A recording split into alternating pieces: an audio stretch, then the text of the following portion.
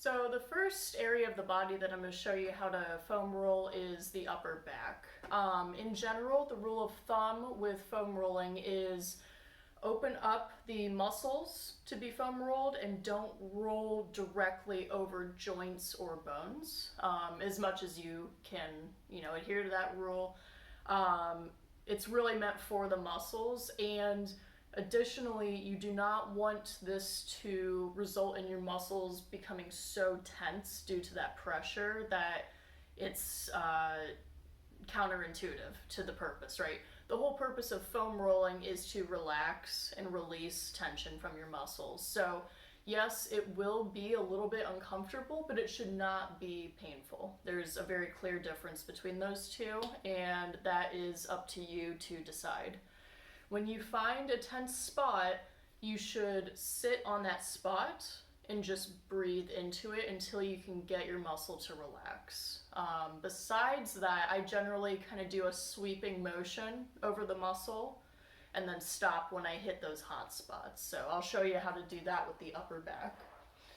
You want to open up the upper back muscle. So I do kind of a crisscross, or if you're having trouble with the neck, I sometimes support the neck a little bit. I don't crunch it down with my hands, but if your head is feeling pretty heavy and you're kind of overusing your neck muscles, you can support your head as well. So I start upper back, okay, I cross my hands over, kind of in the trap region, upper shoulders, okay. Now, if this is too much pressure, first of all, if this is too much pressure, then you need to get a lighter foam roll. I'm choosing my heaviest foam roll. If this is good pressure, keep it as is. A way that you can add pressure if you need more is to lift your hips, right? Because your body weight is pushing down on the foam roll. So the more of your body that's resting on the ground and supporting, the lighter the pressure is going to be, if that makes sense. So I roll up and down like so. I kind of tilt to get the different areas surrounding the shoulder blades, but I'm not rolling directly over top the shoulder blade, excuse me. Okay. So if I find a hot spot right there, I kind of sit on it, maybe dig into it just a little, but not too much. I'm going to go ahead and support my neck on that spot, and then I'll keep going. I then move on to lats, so just underneath the armpit, okay, kind of back and forth. This spot might be a little bit more tender, so as always with every body part you foam roll, take your time. Always start lighter pressure before applying heavier pressure, okay?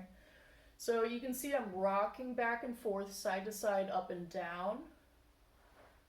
I'll move to a little bit lower down on the lat. And when I find that hot spot, I just sit down on it and kind of breathe into it and relax. Okay. I would do that same thing on the other side, and after doing the other lat, I move to the mid-spine, the T-spine.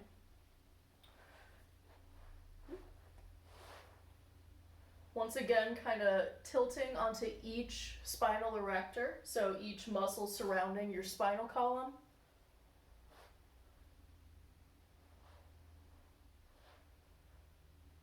And unless I've just done like deadlifting or RDLs the previous day, in general, this area, I can typically use a little bit heavier pressure, okay? Finally, I'll move on to my low back, okay?